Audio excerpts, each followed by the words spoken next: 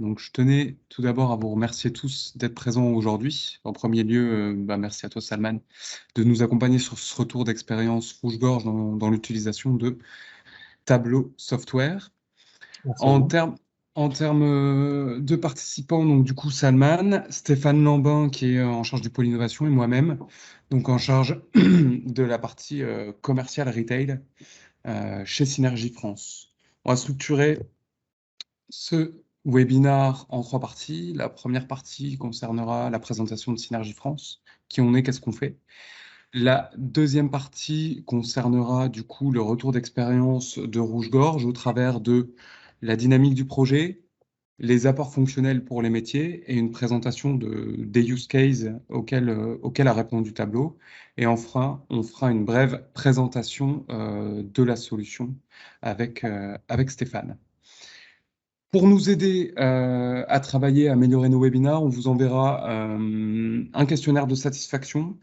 Je vous prierai, si possible, de nous le remplir. Ça nous permet de nous améliorer, de rendre les choses plus efficaces et plus sympathiques pour ceux qui nous suivent. Alors, la société Synergie, on existe depuis une trentaine d'années maintenant. On accompagne nos clients dans leur transformation data, dans la valorisation de la donnée pour leur métier.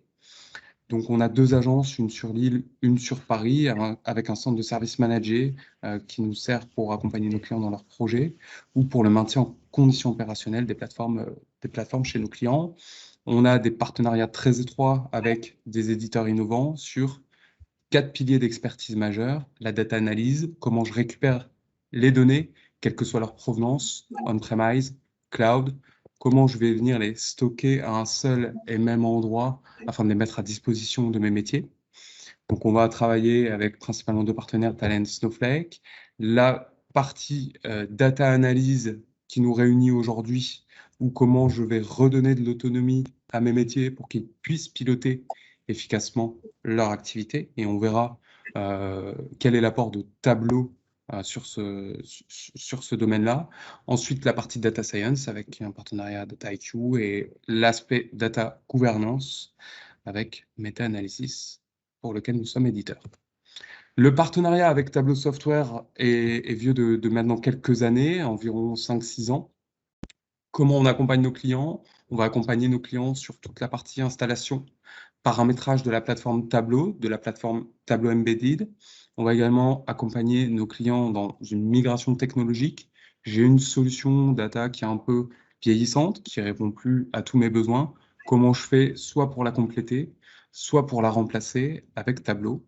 Et ensuite, on accompagne la montée en compétences de vos équipes au travers de la formation, du coaching ou du développement de tableaux de bord. On a également quelques références que vous voyez ici. Je vous laisse maintenant entre les mains de Salman qui va vous présenter ce qu'il a mis en place chez Rouge-Gorge. Très bien. Alors, je vais reprendre la main sur la présentation. Alors, bonjour à tous. Je vais me présenter. Donc, moi, c'est Salman Kamlichi. Je travaille chez Rouge-Gorge Lingerie depuis 5 ans. Je suis en charge en fait du périmètre data, donc qui inclut à la fois les flux interapplicatifs, notre data hub, le décisionnel et également toute la partie analytique. Et en plus aussi la partie RGPD, voilà, qui n'est pas une mince affaire. Donc voilà. Donc je vais vous parler de Rouge-Gorge Lingerie. Donc Rouge-Gorge Lingerie, en fait, c'est la marque de lingerie de l'AFM, hein, qui fait partie du groupe Fashion Cube. Avec donc ce groupe Fashion Cube inclut Jules, inclut Bisbee, Orsay, Pimki, Rouge-Gorge et voilà. Donc il y a en fait, Rouge-Gorge a été créé anciennement Canel Lingerie et c'était créé en 1992 par Fildar. Et en 2010, en fait, Canel Lingerie est devenu Rouge-Gorge Lingerie. Donc, on a actuellement plus de 235 magasins en France, donc en incluant les dom-tom, et également en Belgique. Donc, nos magasins, vous les avez sans doute déjà vus, hein, ils sont plutôt dans les centres commerciaux, dans les retail parks, dans les centres-villes. Et on vend aussi sur le web, donc sur rougegorge.com. Donc, je vous invite à y aller, hein, parce que le site alors, le site date de 2013, mais il a été, on a subi en fait, enfin, on a fait une refonte là, il y a 2 semaines. Donc, je vous invite à y aller. Et on a également une présence en fait sur 2 marketplaces, que sont La Redoute et Amazon. Donc, le siège de Rouge-Gorge est basé à Ouascal et il regroupe à peu près une centaine de collaborateurs. Donc, au total, chez Rouge-Gorge, on a à peu près 600 collaborateurs en incluant les équipes de vente. Voilà. En termes de produits, donc on a 5 grandes familles de produits, la lingerie de jour, la lingerie de nuit, le bain, les bas collants et les accessoires. Et on a des partenariats avec d'autres marques qui permettent de compléter notre offre, donc notamment Dim et Triomphe. Donc c'est un partenariat qui se fait sur le web, mais également en magasin, donc sur certains magasins. Voilà, donc je vais passer maintenant aux enjeux data chez Rouge-Gorge. Donc, moi, je suis arrivé chez Rouge-Gorge effectivement en 2016, donc ça fait 5 ans. Donc, quand je suis arrivé, en fait, c'est vrai que Rouge-Gorge faisait du décisionnel classique, de la BI, hein, avec notamment BO. Donc, il y avait un niveau de maturité des utilisateurs dans le développement de leur rapport qui était quand même assez élevé. Donc, on avait des experts hein, répartis dans chaque domaine qui créaient en fait leur report. Des fois même des rapports institutionnels. Mais il y a eu l'envie en fait d'aller un peu plus loin, d'être un peu plus autonome en fait dans l'exploration des données, dans la visualisation, de pouvoir manipuler en fait des données en masse avec des performances qui sont à la hauteur, et d'aller un peu plus loin en fait dans la maturité de la data. Donc l'objectif à terme était d'arriver en fait jusqu'à de l'analyse prédictive et donc d'exploiter à 100% les capacités que peuvent offrir les data chez Rouge-Gorge. Donc c'est dans ce cadre-là où finalement on a cherché en fait des leviers pour arriver à cette maturité-là, et c'est dans ce cadre-là qu'a été lancé le projet DataVis. Donc j'y reviendrai après. Donc notre environnement data chez Rouge-Gorge, qu'est-ce que c'est? C'est un environnement décisionnel qui est stable et fiable, disponible tout le temps, hein, et qui permet aux utilisateurs de travailler de manière très transverse. Donc on a un outil de reporting assez classique hein, qui est BO, donc en version 4.2, qui permet en fait de faire du reporting classique, planifié, envoyé en masse. Et on a environ 40 utilisateurs qui créent des rapports, donc répartis dans tous nos services. Donc aujourd'hui, on a un outil de data visualisation qui est Tableau, avec 75 utilisateurs consommateurs de données, dont 10 créateurs. Voilà, et qui permet donc de faire de l'analyse exploratoire, mais bien d'autres choses. Ça, c'est ce que je vous détaillerai au fur et à mesure de la présentation. Dans notre environnement data, qu'est-ce qu'on a? On a des données internes hein, qui viennent de nos systèmes. Quand un client fait un achat en magasin, ça remonte jusqu'au décisionnel. Mais on a également des données externes qu'on récupère, des données de l'INSEE, des données de météo, des données, voilà, toutes sortes de données externes qui viennent enrichir en fait notre socle de données. Et on a des indicateurs hein, qui obéissent du coup à des règles plus ou moins complexes. Hein. Donc, quand on parle d'omnicanal, on parle aussi d'indicateurs de plus en plus, dont les règles hein, peuvent être de plus en plus complexes. En termes d'architecture, donc ça c'est une architecture vraiment très simplifiée hein, de notre environnement data. Mais voilà, on a une force, hein, c'est qu'on a notre data hub qui nous permet en fait de centraliser. C'est un peu le cœur de notre système d'information. Donc, c'est vers le Data Hub que vont transiter toutes les données opérationnelles, transactionnelles, et également les données de nos partenaires en mode SaaS, donc, dont les données vont venir enrichir ce Data Hub. Et ce Data Hub va servir de source pour notre environnement décisionnel. Donc, il y a certaines données externes qu'on vient récupérer pour enrichir directement le décisionnel, mais la plupart des données transitent par le Data Hub. Ensuite, notre décisionnel est requêté par BO, donc via les univers. Donc là, les utilisateurs créent leur rapport et du coup, ça interroge directement notre base décisionnelle. Et Tableau est lui connecté à la même base décisionnelle. Voilà. Donc comme ça, on a vraiment les mêmes chiffres sur BO que sur Tableau, ce qui est vraiment très, très important. Voilà. En termes de gouvernance, c'est un élément crucial. Voilà. Donc, les rapports BO peuvent être envoyés par mail, peuvent être déposés sur un intranet auquel ont accès les magasins, auquel ont accès nos régionales, auquel ont accès les personnes du siège. Et pour Tableau, en fait, on a Tableau Online qui nous permet en fait d'accéder via un portail aux dashboards qui sont mis à jour en automatique de manière quotidienne. Et permet aussi aux personnes, via l'application Tableau Mobile, d'accéder à des dashboards destinés aux mobiles. Je vais zoomer un peu sur le projet DataVis. Donc, d'où vient le besoin, comment le projet a été mené et où est-ce qu'on en est aujourd'hui. Donc, le besoin, en fait, est venu de cette nécessité de vouloir explorer la donnée à des niveaux très, très fins, mais avec des temps de réponse quand même assez performants. Donc, là où BO a montré ses limites, hein, parce qu'il fallait vraiment passer à chaque fois par le contrôle de gestion, par l'IT, dès qu'on voulait une analyse un peu plus détaillée, et à condition, effectivement, que les temps de réponse soient raisonnables. sur Tableau, en fait, enfin, l'idée en fait, de ce projet DataVis, c'était d'offrir un outil à ces utilisateurs qui répondent à leurs besoins d'exploration à la volée. C'est-à-dire qu'à un moment, j'explore la donnée à un niveau très fin, je veux changer d'axe d'analyse, je veux changer de dimension. En 3 clics, voilà, j'ai ma réponse. Je ne repasse pas par une case développement, je ne resollicite pas les équipes qui sont déjà assez chargées. Voilà. Donc, ça donne en fait vraiment un environnement bac à sable, on va dire, où les utilisateurs peuvent exploiter la donnée comme ils le souhaitent, mais toujours dans un environnement cadré. Voilà. Donc, le besoin s'est fait ressentir en 2018. Donc, on a lancé le projet DataVis. Donc, c'est là où l'accompagnement de Synergie a été important parce qu'avec les ateliers qu'ils ont mis en place pour les utilisateurs, donc on a pu leur faire tester l'outil avant de le mettre en place chez nous, voir un peu quelles sont les questions qui se posent, est-ce que ça répond bien à leurs besoins, etc. Donc, suite à ces ateliers, ça a débouché finalement sur une période d'essai avec Tableau, une période d'essai qui a duré quelques mois. On a eu des licences, en fait, un volume de licences gratuits qui a permis aux utilisateurs de prendre la main sur des données rouge-gorge et du coup de valider en fait que l'outil était le bon pour leurs besoins. Ça a débouché ensuite sur une période de formation à l'outil. Donc là, on est en 2019. Donc, on a formé en fait les utilisateurs clés, ceux qui avaient un certain niveau sur BO et qui voulaient se lancer sur Tableau. Donc, on les a formés à l'outil et l'idée, c'était qu'ils soient tout aussi experts sur Tableau qu'ils le sont aujourd'hui sur BO. Voilà, donc suite à ça, donc on a pris un volume de licence suite aux formations, à la période d'essai, on a pris un volume de licence et on a développé des dashboards avec les utilisateurs. Et là, aujourd'hui, voilà, on est passé d'une phase d'adoption finalement à une phase d'adhésion. Là, aujourd'hui, on a tout un patrimoine de dashboards qui sont utilisés et qui répondent de manière transverse, un peu comme BO, à différentes problématiques. Des problématiques d'analyse descriptive, des problématiques d'analyse exploratoire, des problématiques aussi opérationnelles et également prédictives. Voilà.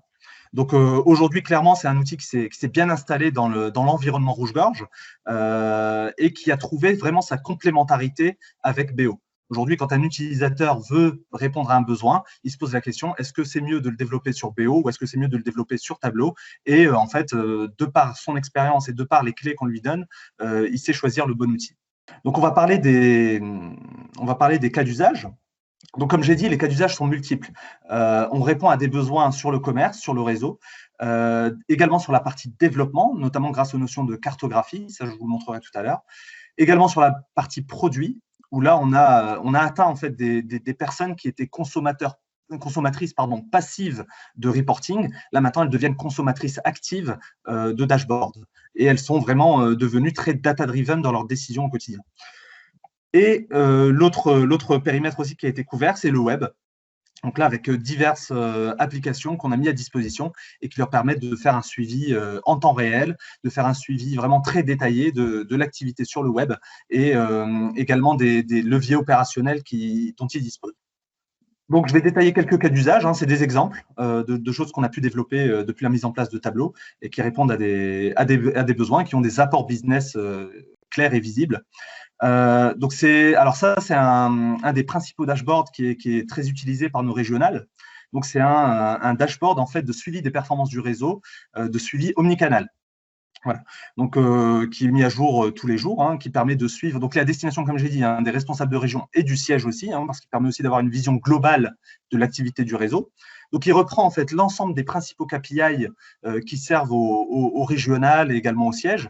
Quand elles rendent visite, quand les régionales en fait rendent visite au magasin, elles ont une liste de KPI qu'elles voient en fait avec leur directrice de magasin, et tous ces KPI sont repris dans ce dashboard.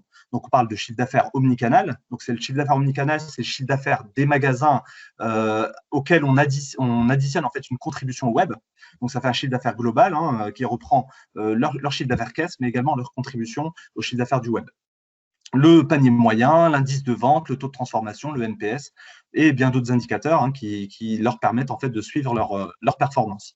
Alors, juste pour petite précision, les chiffres ont été modifiés, donc voilà, c'est uniquement un titre d'exemple. En termes d'apport business par rapport à du reporting classique, là ça a clairement rien à voir en termes d'interactivité. On est sur une période qu'on peut paramétrer, on est sur un périmètre qu'on peut modifier, on peut rester sur une région, on peut être au global, on peut être sur juste un magasin. Voilà, donc les régionales en fait sont libres dans l'utilisation et dans le paramétrage de cette application.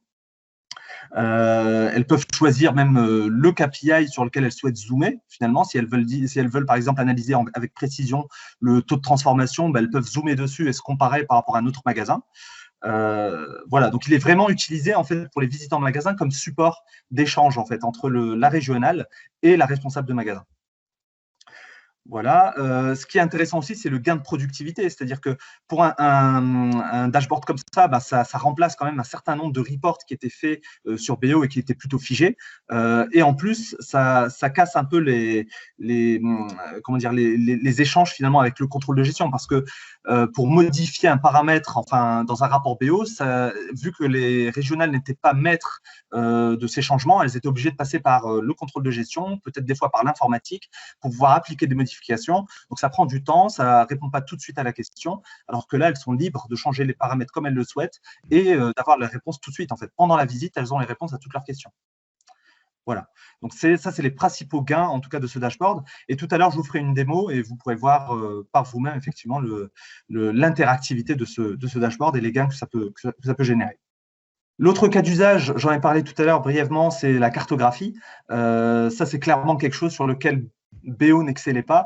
Donc là, on avait ces besoins, nous, en termes de cartographie. On avait besoin, en fait, de mettre sur une carte nos magasins, de se comparer par rapport aux magasins concurrents en termes de localisation, d'avoir des informations de l'INSEE par rapport à notre référentiel client, et tout ça sur une carte. Donc là, c'est un rapport qui a été développé, qui est à destination du développement. Donc, quand je dis développement, c'est les équipes, en fait, qui se servent, en fait, qui ouvrent les magasins et qui gèrent le développement de notre parc de magasins. Donc voilà, donc c'est un dashboard interactif qui a été mis à leur disposition et qui leur permet en fait d'avoir plus d'informations sur les magasins de notre parc. Voilà, donc ça, c'est des nouveaux usages qu'a permis d'apporter Tableau et qui n'étaient pas couverts aujourd'hui chez Rouge-Gorge. Voilà, donc ça apporte une meilleure connaissance de nos clientes et la répartition de ces clientes autour de nos magasins. Voilà, donc ça permet aussi de mesurer un potentiel, une attractivité de nos magasins par rapport au potentiel que peut nous donner l'INSEE en fait, par rapport à la zone de chalandise. Voilà. Et en termes d'interactivité, c'est top, parce que le responsable de développement arrive dans son pays, il clique sur sa région, ça descend au niveau du département. Ensuite, il a la liste de ses magasins par zone d'influence. Voilà, il y a tout un déroulé qui se fait au fur et à mesure de son exploration. Un autre dashboard, donc là, c'est pour une analyse ponctuelle. C'est finalement, on s'interroge souvent sur finalement qu'est-ce qu'apportent les magasins par rapport au web. Donc, quel est le lien finalement entre les ouvertures de magasins que l'on fait et l'apport que ça fait sur notre site web. Donc, on sait qu'il y a un lien, mais on ne savait pas le mesurer. Donc là, aujourd'hui, Tableau nous a permis de le mesurer. Donc ça, c'est plus pour la direction omnicanal. Donc, finalement, on arrive à mesurer grâce à ce dashboard, grâce à la cartographie, grâce aux données de notre fichier client, finalement, on arrive à localiser nos clients qui ont fait des achats sur le web et on arrive à dire à combien de kilomètres ils vivent en fait autour de nos magasins. Donc, par exemple, là, on sait qu'à 20 km autour de nos magasins, on fait X% de notre chiffre d'affaires web. Donc, ça, c'est quelque chose qu'on n'arrivait pas à mesurer avant. Là, aujourd'hui, on arrive à le faire. Voilà. Donc, en fait, Tableau permet aussi de générer de nouveaux KPI qu'on arrive à mesurer et du coup, pour lesquels on arrive à se challenger.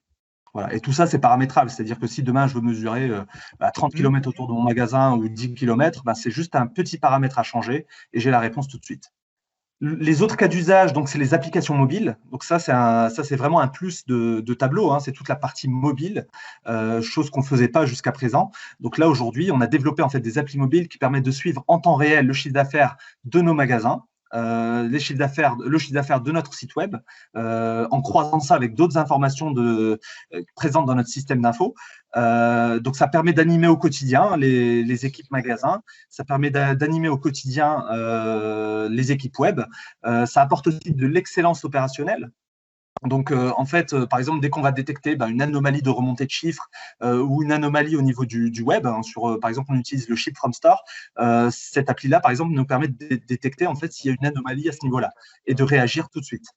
Il faut savoir que ces applications sont à destination du siège, mais également des régionales qui peuvent, du coup, en déplacement, consulter les chiffres de leur périmètre et du coup, appeler les magasins, voir comment ça se passe. Voilà. Donc, réagir vraiment au quotidien. Donc, les autres services ne sont pas en reste, hein. J'ai parlé des produits. J'ai parlé aussi de toutes les analyses exploratoires à un niveau de détail de données très très fin, avec des performances très très acceptables, même très bonnes. Donc là, c'est un exemple de report qu'on met à disposition de nos responsables produits. Donc elles arrivent à croiser en fait, par exemple, à faire des analyses du type le client qui a acheté le produit A a également acheté le produit B. Et quand je parle de produit, donc ça, c'est un niveau de granularité qui est paramétrable. C'est-à-dire que si on parle de thème, on peut être au thème. Si on veut parler de modèle, on peut être au modèle. Voilà, donc tout ça, c'est comme une base opérationnelle qui est entre les mains des produits et qu'ils maîtrisent. Et ils arrivent à distinguer, en fait, à détecter des comportements des clients sur les analyses de vente qu'ils n'arrivaient pas à faire avant avec des reportings figés. Donc là, on parle vraiment de gain de productivité parce que pour arriver à une base comme ça, de croisement de produits, de vente par taille, de vente par… voilà, c'est paramétrable de toute façon. Donc, les contrôleurs de gestion pouvaient passer jusqu'à une semaine pour constituer cette base et ensuite démarrer l'analyse. Là, clairement, cette semaine qui passe à constituer la base, ils ne la passent plus, ils peuvent attaquer directement l'analyse sans se soucier finalement de comment je crée ma base de données pour travailler. Tableau leur fournit directement et tous les jours. Voilà, donc pour résumer, la mise en place de Tableau nous a permis de répondre à beaucoup de cas d'usage qu'on ne pouvait pas faire avec BO, ou alors qu'on pouvait faire, mais avec une énergie très, très, très, très, très, très forte. Donc un temps de construction qui, du coup, n'était pas passé sur de l'analyse réelle pour les métiers. Donc, ça nous a permis de répondre à la problématique des dashboards mobiles que l'on ne faisait pas, la cartographie autour des magasins, autour du web, et tout ce qui est analyse exploratoire à un niveau très fin et avec un très bon niveau de performance.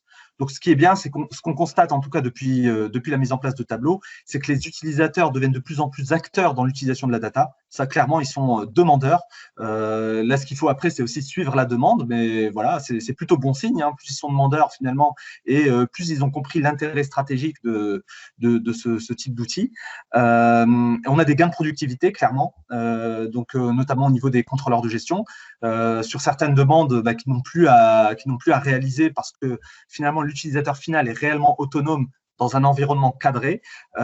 Du coup, voilà, ils n'avaient pas vraiment de gain, de valeur ajoutée, pardon, à changer des filtres ou voilà, pour l'utilisateur final. Donc là, aujourd'hui, l'utilisateur final est totalement autonome et l'exploitation aussi des données est facilitée. Ils peuvent donc se concentrer sur l'analyse. Donc ça, c'est les gains principaux pour le métier. Je vais faire juste la petite démo sur le Store Companion, juste pour vous montrer un peu comment ça a été développé. Donc le Store Companion, en fait, c'est le premier dashboard que je vous ai montré, celui-là, suivi des performances du réseau. Hop, donc le voilà. Hop. Voilà, donc ça a été développé entièrement sur Tableau. Donc, c'est un dashboard, comme je disais, hein, qui permet de suivre la performance omnicanal du réseau. Donc, l'utilisateur arrive sur cette page de synthèse. Il a tous ces indicateurs qui l'intéressent. Donc là, on parle de chiffre d'affaires omnicanal, on parle de PM, de poids digital, d'indice de vente, de taux de transfo. Alors, je rappelle que les chiffres ont été modifiés. Hein, de taux de transfo, de taux de recrutement, de NPS, voilà, de nombre de visiteurs. Voilà, supposons, voilà, je suis régional Est. Voilà. Donc, je vais cliquer sur l'Est. Voilà, donc j'aurais au préalable choisi ma période. Là, on est sur l'année 2020, mais en cliquant ici, on peut changer facilement donc la zone. On peut changer pour la comparabilité, passer en civil ou en opérationnel. On peut choisir la période, l'année passée, on peut choisir l'année en cours, etc. Voilà, une fois qu'on a changé ces filtres. Donc, on peut filtrer sur sa région. Donc là, j'ai l'Est sur lequel j'ai filtré. Et tout de suite, il m'a affiché la liste des magasins de l'Est. D'accord ? Avec un classement par valeur, donc de chiffre d'affaires. Voilà. Si je veux, je peux classer par progression. En un clic, voilà, j'ai tout de suite le classement qui se fait. Donc, je vais remettre par valeur.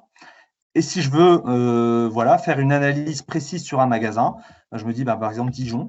Je vais regarder ce qui se passe chez Dijon. Voilà. Donc, tous les indicateurs se mettent à jour. Ici, on a un comparatif de Dijon par rapport à la région, par rapport à la société. D'accord ? Et si j'ai envie de voir un peu plus, je peux aller dans mon analyse finance. faut savoir que ce dashboard est composé de deux volets, hein. Il y a finance et client. Donc là, je vais aller voir l'analyse finance un peu plus en détail. Voilà, donc j'ai mon chiffre d'affaires omnicanal. J'ai ici le rappel, hein, du classement du magasin par rapport au reste. La répartition par groupe de produits. Voilà, le chiffre d'affaires omnicanal par semaine, d'accord, et par rapport à l'objectif. Là, par rapport à N-1. OK. Donc, dès que je suis au-dessus, dès que je performe, ben, la courbe passe en vert. Dès que je sous-performe, ça passe en rouge. OK. Je peux changer, hein. Si je veux regarder au mois, ben, je clique sur mois et tous mes indicateurs se mettent à jour. Voilà, je peux revenir à la semaine. Donc, ça, c'est mon analyse finance. Si je reviens en arrière, voilà. Et à tout moment, en fait, quand je fais mon analyse, donc je peux faire la même chose, hein, sur le client. Bon, je vais cliquer quand même. Hop. Voilà, sur le client, pareil, hein, j'ai du coup mon taux de recrutement, j'ai le nombre de nouveaux clients par rapport à l'année précédente. Voilà, je peux revenir en arrière. Et à tout moment, si je veux par exemple revenir sur une analyse que pour l'Est, ben, j'ai plus qu'à supprimer mon filtre. Et voilà, je reviens sur mon analyse Est. Voilà. Alors je resélectionne Dijon. Et là, je veux comparer Dijon par rapport à Strasbourg, par exemple, qui est le deuxième. Donc je clique ici. Voilà, donc là, je peux choisir l'indicateur sur lequel je souhaite comparer. Ben là, je vais rester en prog omnicanal. Je veux comparer. Alors, je peux comparer soit par rapport à la région, soit par rapport au pays, soit par rapport à un magasin référent. Donc là, je choisis le magasin référent et je vais prendre Strasbourg, qui doit être dans la liste. Voilà. Alors, Strasbourg, il est là. Voilà, Mundo. Voilà. Donc, sur l'indicateur de mon choix, je vois sur la période que j'ai choisie, à la granularité, donc jour, semaine ou mois, je compare indicateur par indicateur, enfin, je compare pardon, sur cet indicateur un magasin par rapport à un autre. Donc, en gris, Strasbourg, en noir, Dijon. Et ici, c'est une autre vision, donc c'est le même graphique, mais avec une autre vision. Finalement, ça permet d'identifier facilement les semaines où on est positif et les semaines où on est en négatif. Et à tout moment, je reviens, hop, je reviens sur ma synthèse, je peux supprimer mes filtres. Voilà. Et je reviens sur ma page de départ. Voilà. Donc, il faut savoir que ce dashboard-là est déjà très utilisé, hein, par nos régionales, hein. Il est dispo en version mobile, donc avec toutes les fonctionnalités que je vous ai montrées. Donc, ce qui rend quand même le dashboard assez pratique, hein, pour des visites en magasin. Là, aujourd'hui, il est utilisé. Alors, au départ, effectivement, il était plutôt destiné mobile. Finalement, la version desktop sert aussi pour les visites. Donc, la régionale, en fait, se pose avec sa responsable de magasin et partage son écran. Et elle discute, en fait, des indicateurs. Elle change les périodes, manipule les filtres, change de KPI. Voilà. Donc, c'est vraiment un bon moment d'échange entre les deux sur une base d'indicateurs fiables et validés par notre contrôle de gestion. Voilà. Donc, c'est comment a été ce. Alors, je peux détailler un peu au niveau de la construction de ce dashboard, hein, comment ça a été fait. Il faut savoir que Tableau, en fait, pour eux, c'était nouveau. Donc, comment j'ai amené le sujet, c'est que, en fait, ce dashboard, j'ai d'abord présenté une première version que j'ai construite sur base de mes connaissances en termes de business, en termes de data.